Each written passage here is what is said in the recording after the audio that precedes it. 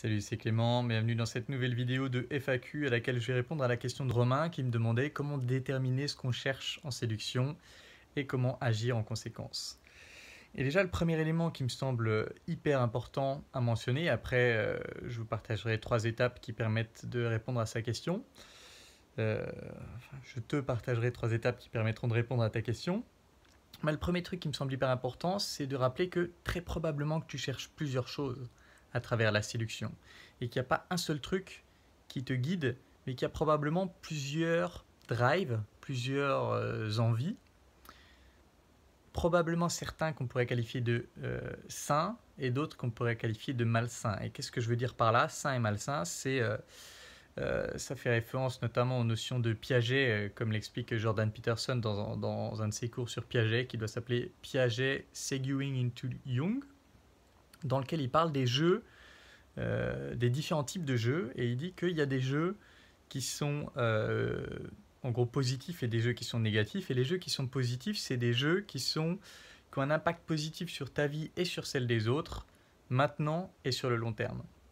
Et les jeux négatifs, c'est ceux où si tu continues à y jouer, ça va te nuire. Donc exemple, il prend l'exemple de la cocaïne, où il dit la cocaïne c'est un très bon jeu sur le court terme, parce que pendant un jour tu es à fond, mais très mauvais sur le long terme, parce que ça va détruire notamment les cellules du cerveau. Et donc la question c'est, parmi tes motivations à séduire, lesquelles sont positives pour toi sur le long terme, lesquelles sont négatives pour toi sur le long terme.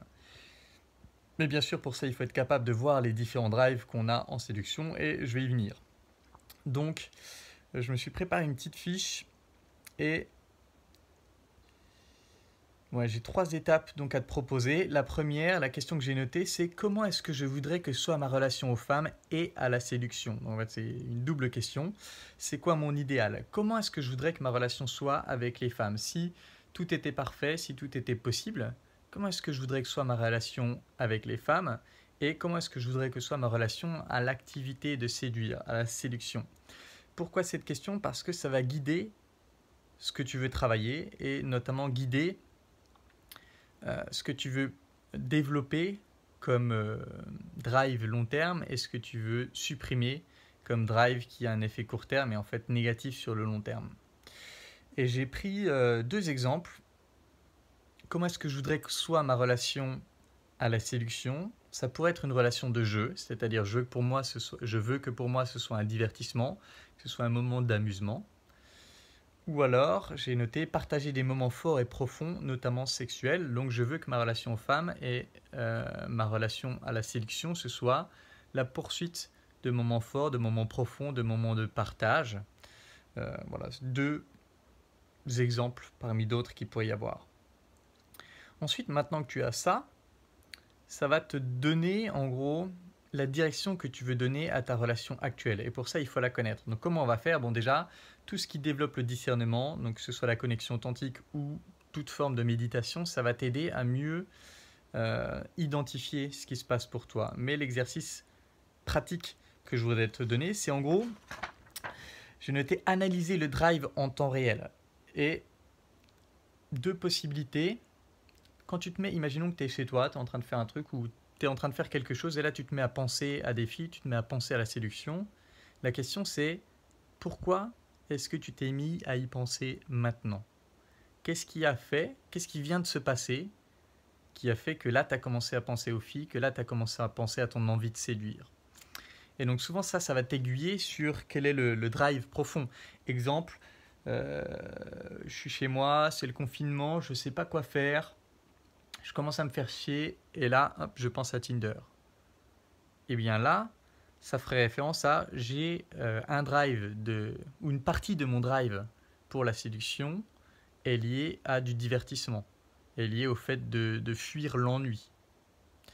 Inversement, tu peux, je sais pas, voir un film où il y a des gens où il y a un couple qui est très uni, qui se soutiennent l'un l'autre, et là tu peux te mettre à penser à la séduction, ce qui voudrait dire que un de tes drives pour la séduction, c'est le fait d'avoir un partenaire ou une partenaire, d'avoir quelqu'un qui te soutient, que tu soutiens, quelqu'un avec qui tu partages des moments forts, etc. Donc quand tu commences à penser à des filles qui te plaisent, quand tu commences à penser à l'envie d'aborder ou au fait que tu n'y arrives pas, qu'est-ce qui fait qu'à ce moment-là précis, tu as commencé à penser à ça? Donc ça, c'est une des deux situations possibles. Et l'autre situation possible, c'est tu marches dans la rue ou tu es quelque part, tu vois une fille qui te plaît, soit tu peux y aller et puis faire ce que tu fais d'habitude, soit tu peux ne pas y aller, la regarder et te demander, tiens, pourquoi est-ce que j'ai envie d'aller la voir là? De un. Et de deux, qu'est-ce que je voudrais qu'il se passe si j'y vais? Qu'est-ce que je voudrais qu'il se passe là, maintenant, dans l'instant? Qu'est-ce que je voudrais qu'il se passe lors du premier date? Qu'est-ce que je voudrais qu'il se passe dans une semaine, dans un mois avec cette fille? Si je pouvais tout avoir, qu'est-ce que je voudrais qu'il se passe? Et ce que tu vas visualiser, ça va t'indiquer aussi un ou plusieurs de tes drives. C'est-à-dire que quelqu'un pourrait totalement se dire moi je voudrais juste qu'il se passe du sexe sale et après je la vois plus.